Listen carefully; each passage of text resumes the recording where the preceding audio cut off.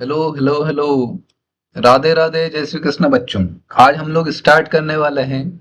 जो हमारा अगला क्वेश्चन है क्वेश्चन नंबर 18। ठीक है। प्रीवियस लेक्चर आप अगर आपने नहीं देखा है तो उस लेक्चर को देखें, उसके बाद यहाँ पे बच्चों आए। ठीक है। तो आज का जो हमारा पहला क्वेश्चन है, इसमें आपको एक मैट्रिक्स गिवन है। इसमें एक मैट्रिक्स गिवन है ए। ठीक है। और एक आइडेंटिटी मैट्रिक्स है, इसका ऑर्डर कितना है 2 by 2 का। ठीक है। अब आपको प्रूव क्या करना है, L H S equal to R H S. यहाँ पे 3 ट्रिगोनोमेट्री फंक्शंस दिए हैं, टेन, साइन और कॉस। ठीक है। सबसे पहले हम लोग क्या करेंगे, जो मैट्रिक्स ए है इसमें आपको जो टेन अल्फा दिया ना, इसको आपको कंसीडर कर लेना है। ठीक है। तो आपके लिए क्वेश्चन काफी आसान हो जाएगा। यहाँ पे इसको कंसीडर आपको करना है, जैसे 10 अल्फा/2 है, इसको हमने कंसीडर कर लिया एक्स। ठीक है। अब जहां पे 10 अल्फा/2 वहां पे आप क्या पुट करेंगे, एक्स। ठीक है। तो आपको यहाँ से मैट्रिक्स ए क्या मिलेगा पता है ना, 0 एक्स। ठीक है। और यहाँ पे एक्स 0। ठीक है। तो अब आपको सबसे पहला पार्ट अगर सॉल्व करना है, एलएचएस वाला पार्ट, सबसे पहले हम लोग बात करते हैं एलएचएस की। ठीक है। एलएचएस वाला पार्ट क्या है आपका, आई प्लस ए। आई प्लस ए।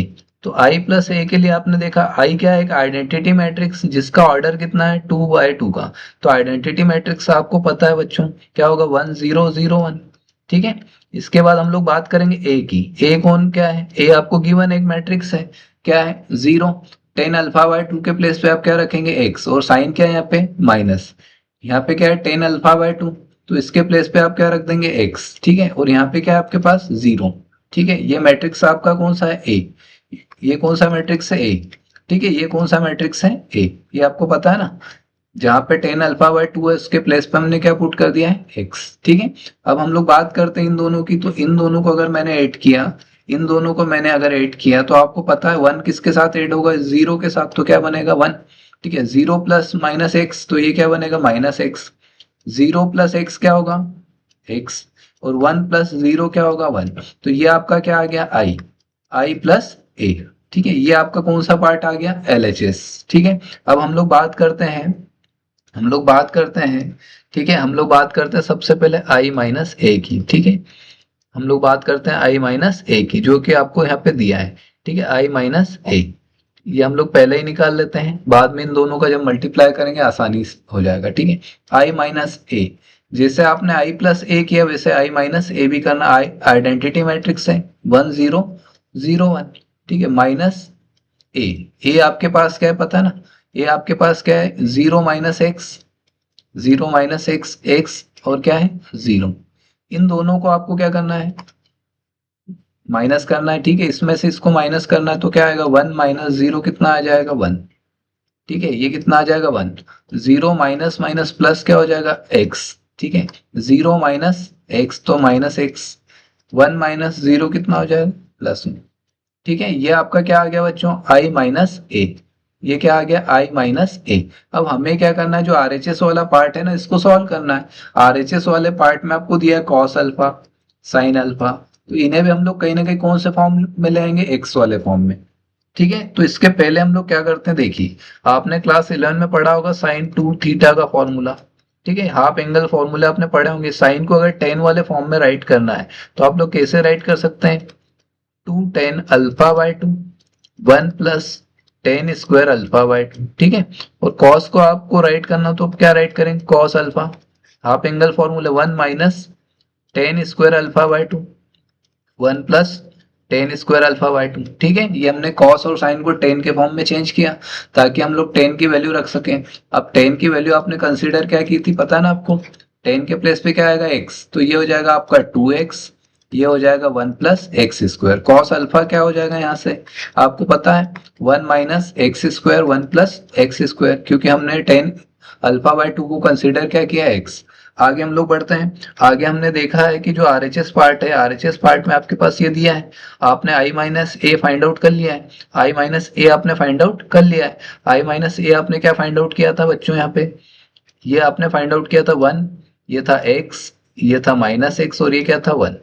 ठीक है। इसमें आपको इसका मल्टीप्लाई करना है, इसका मल्टीप्लाई करना है कॉस अल्फा साइन अल्फा। ठीक है। तो कॉस अल्फा को हमने अभी फाइंड आउट किया, 1 माइनस क्या था, एक्स स्क्वायर। ये क्या था, 1 plus x square. Sine alpha आपका क्या था, 2x/1 प्लस एक्स स्क्वायर। और यहाँ पे साइन क्या है बच्चों, माइनस, ठीक है। इसके बाद हम लोग बात करेंगे यहाँ पर भी कौन है, साइन अल्फा। साइन अल्फा आपका क्या हो जाएगा, 2x bye 1 plus x square, ठीक है। और कॉस अल्फा आपका क्या है, 1 minus x square by 1 plus x square. ये ऑलरेडी आप क्लास 11 के फॉर्मूले का यूज करके आपने फाइंड आउट कर लिया है, ठीक है। ये आप देख सकते हैं, ये साइन अल्फा, ये कॉस अल्फा, दोनों की वैल्यू हमने यहाँ क्या कर दी, यहाँ पे पुट। अब आगे इन दोनों का क्या करना है, मल्टीप्लीकेशन करना है। तो मल्टीप्लीकेशन आपको पता है ना कौन से मेथड से आप लोग करते हैं, रो को, ठीक है। फर्स्ट का आपको क्या लेना है, रो। फर्स्ट का आपको क्या लेना, रो। फर्स्ट का रो लेना है, सेकंड का क्या लेना है आपको, कॉलम, ठीक है। फर्स्ट का रो, सेकंड का क्या लेना है, कॉलम। तो आप जब यहाँ पे मल्टीप्लाई करेंगे तो 1 का मल्टीप्लाई किस में होगा, फर्स्ट एलिमेंट में। तो 1 का मल्टीप्लाई आप जब फर्स्ट एलिमेंट में करेंगे, ये क्या बनेगा, 1 minus x square by 1 plus x square. फिर यहाँ पे साइन क्या आएगा, प्लस, सेकंड एलिमेंट का सेकंड एलिमेंट में होगा। तो x का मल्टीप्लाई जब इसमें करेंगे, ये क्या बनेगा, 2x square by 1 plus x square, ठीक है। ये फर्स्ट कंप्लीट हो गया। अब सेकंड कॉलम में बात करेंगे तो 1 का जब इसमें मल्टीप्लाई होगा तो ये एज इट इज रहेगा, ठीक है। फिर यहाँ पे साइन क्या आएगा, प्लस, एक्स का मल्टीप्लाई सेकंड कॉलम में होगा तो ये क्या बनेगा, एक्स का मल्टीप्लाई होगा तो ये बनेगा एक्स माइनस, ठीक है, एक्स क्यूब, ठीक है, by 1 plus x square. Clear है। इसके बाद आगे हम लोग बात करते हैं तो अब सेकंड रो की बारी है। तो पहले एलिमेंट का पहले में होगा, माइनस एक्स का जब इसमें मल्टीप्लाई होगा तो ये बनेगा माइनस एक्स, ये बनेगा प्लस एक्स क्यूब, बाय कितना है, 1 प्लस एक्स स्क्वायर। यहाँ पे साइन क्या, प्लस, 1 का जब इसमें मल्टीप्लाई करेंगे, ये क्या है, 2x bye 1 plus x square, ठीक है। अब सेकंड कॉलम में तो जब माइनस एक्स का इसमें करेंगे मल्टीप्लाई तो माइनस माइनस क्या होगा, प्लस, क्या बनेगा, 2x square by 1 plus x square. फिर यहाँ पे साइन क्या आएगा, प्लस, 1 का मल्टीप्लाई इसमें करेंगे तो ये क्या आएगा, 1 minus x square by 1 plus x square, ठीक है। ये हमने मल्टीप्लाई कर दिया बच्चों। अगले स्टेप में हमें क्या करना है, अगले स्टेप में इन्हें हमें क्या करना है, सॉल्व करना है। आप कैसे करेंगे, एडिशन करना है आपको, क्या करना है, एडिशन। तो इसकी बात करूंगा मैं यहाँ पे, 2x square minus x square कितना हो जाएगा, मैं यहीं पे सॉल्व कर रहा हूँ बच्चों, ठीक है, मैं यहीं पे सॉल्व कर रहा हूँ। जो आपका बनेगा 2x square minus x square क्या बनेगा, प्लस एक्स स्क्वायर, और वहां पे क्या है, प्लस 1, ठीक है, बाय क्या है, 1 प्लस एक्स स्क्वायर। अब इसकी हम लोग बात करेंगे, यहाँ पे आपको देखना है माइनस 2x प्लस एक्स, तो माइनस एक्स हो जाएगा, क्या हो जाएगा, माइनस एक्स, और यहाँ पे क्या है, माइनस एक्स क्यूब, और डिनोमिनेटर में कितना आपका 1 प्लस एक्स स्क्वायर, पता ना, डिनोमिनेटर सेम है तो हम लोग डायरेक्टली इसको एडीएस सब्ट्रैक्ट करेंगे, ठीक है। अब इसकी बारी है, यहाँ पे आपको देखा है 2x माइनस क्या है, x, 2x माइनस एक्स कितना होगा, प्लस एक्स, प्लस यहाँ पे कौन है, एक्स क्यूब, ठीक है, और डिनोमिनेटर में आपको पता है क्या है, 1 प्लस एक्स स्क्वायर। इधर की बात करेंगे, आपको पता है 2x square minus x square क्या होगा, प्लस एक्स स्क्वायर, ठीक है, प्लस क्या है 1, नीचे क्या है 1 प्लस एक्स स्क्वायर। तो ये वाला आपने एडिशन कर लिया, ठीक है, ये प्रोडक्ट आपने फाइंड कर लिया, इन दोनों का प्रोडक्ट आपने फाइंड आउट कर लिया। ये अगले स्टेप में हम लोग देखते हैं। अगले स्टेप में आपने देखा कि अब इन्हें हम क्या करेंगे, सॉल्व।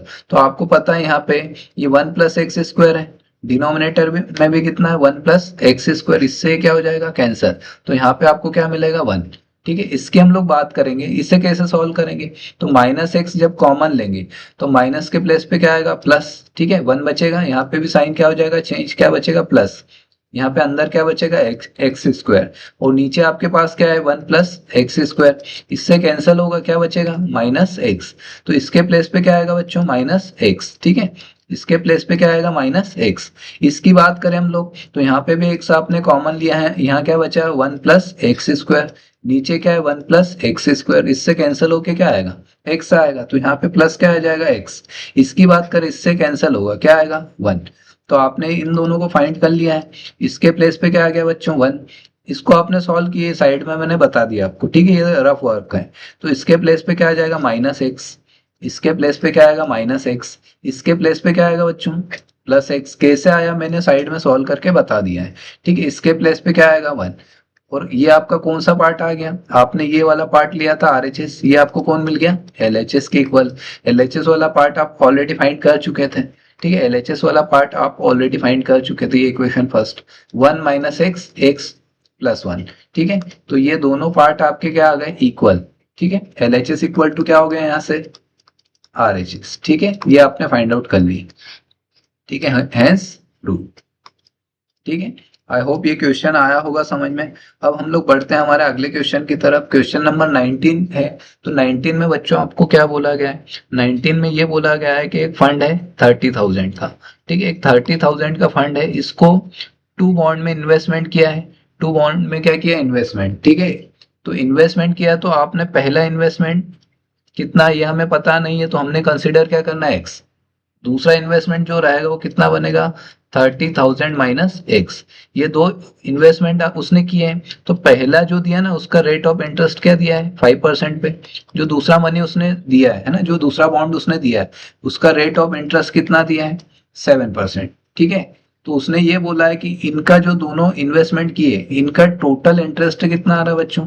1800। ये फर्स्ट पार्ट में जो दिया है टोटल इन्वेस्टमेंट, टोटल इंटरेस्ट कितना आ रहा है? 1800। अब हमें करना कैसे? इसको मैट्रिक्स मेथड से सॉल्व करना है।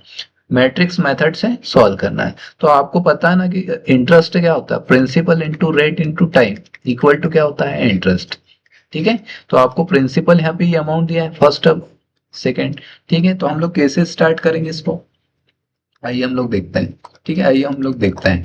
अब आपको करना क्या है? जो टोटल अमाउंट है, टोटल अमाउंट है कितना है? 30,000। टोटल अमाउंट बच्चों कितना है? टोटल अमाउंट आपका कितना है? 30,000। ठीक है, टोटल अमाउंट आपका 30,000।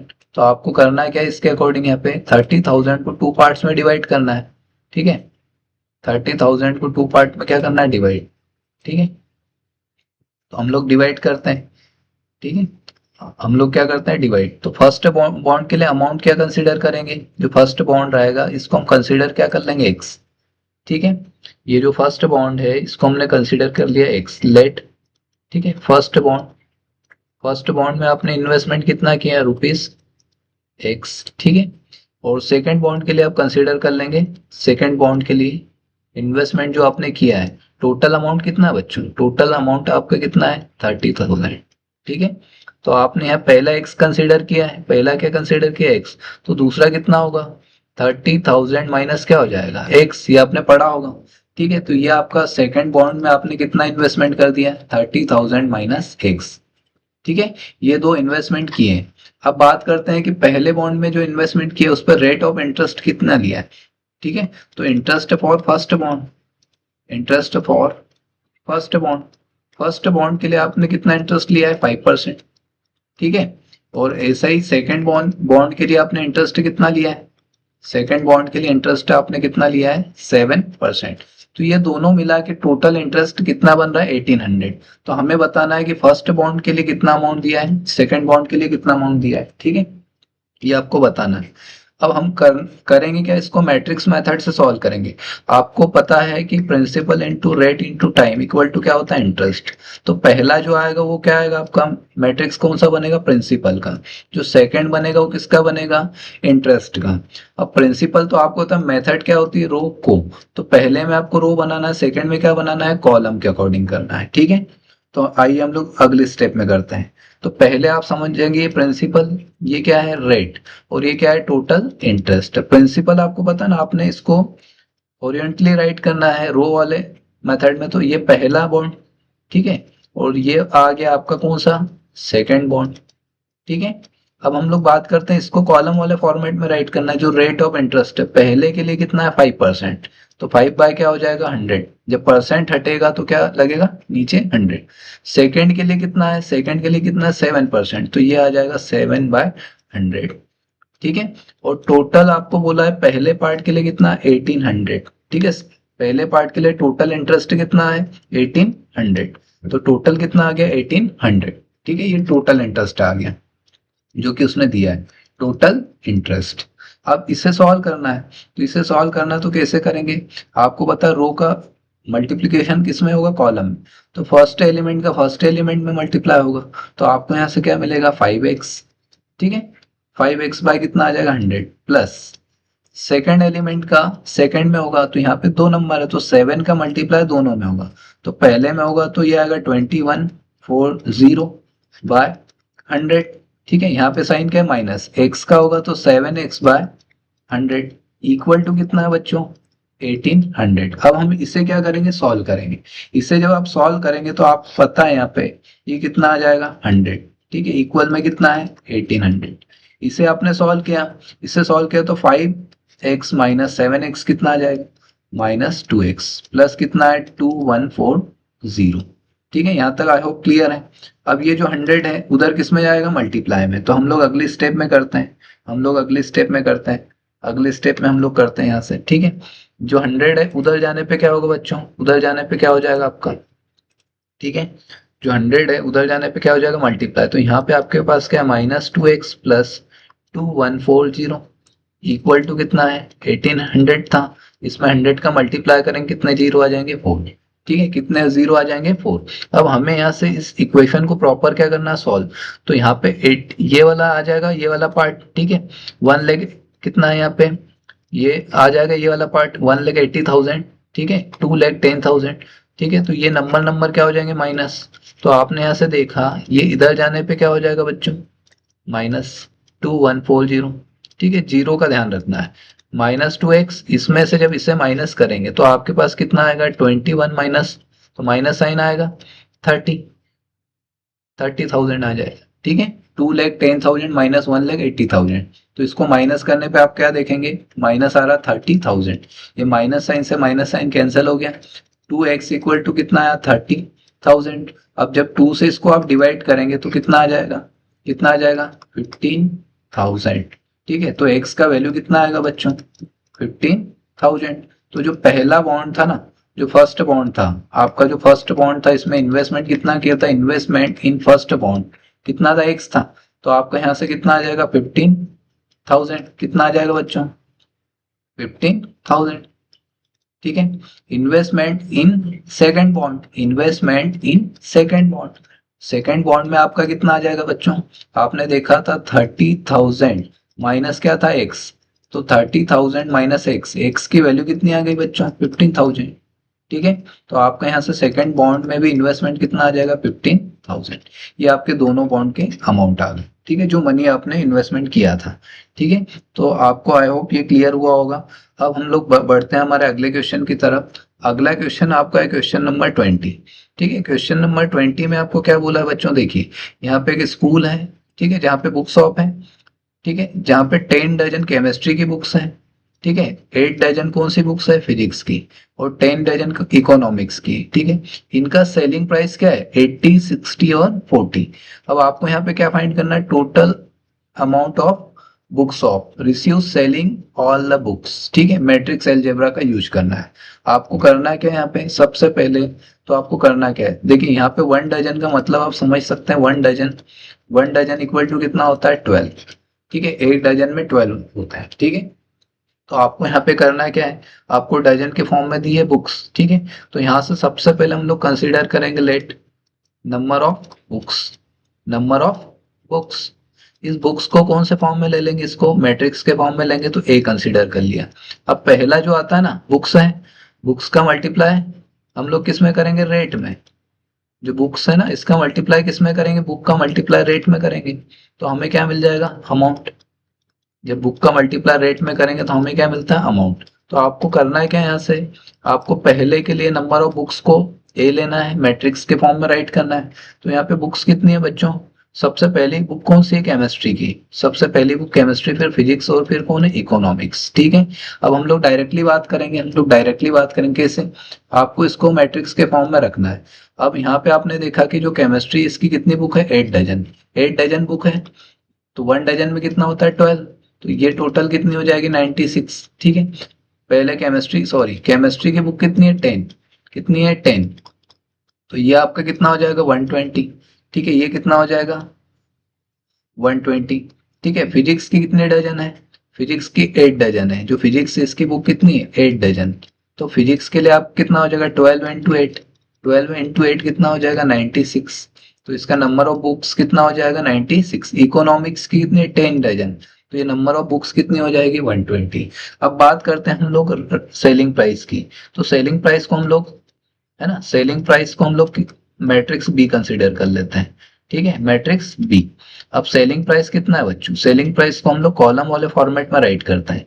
ठीक है, एक बुक का कॉस्ट कितना है, केमिस्ट्री के एक बुक का कॉस्ट कितना है 80, फिजिक्स के लिए कितना है 60, और जो लास्ट वाली इकोनॉमिक्स की बुक है इसके लिए भी कॉस्ट कितना उसका 40 रुपीज ईच बुक। एक बुक का कॉस्ट है 80, 60 और 40। अब यहाँ पे देखेंगे केमिस्ट्री की कितनी बुक्स हैं 120, ठीक है, फिजिक्स की कितनी है 96 और इकोनॉमिक्स की कितनी है 120। तो इन दोनों का टोटल जो अमाउंट आएगा, वो कितना आएगा, टोटल अमाउंट हमें फाइंड करना है, टोटल अमाउंट। तो हम लोग क्या करेंगे, टोटल अमाउंट फाइंड करेंगे, टोटल अमाउंट, ठीक है। टोटल अमाउंट क्या आएगा आपका ए बी, क्या आएगा ए बी।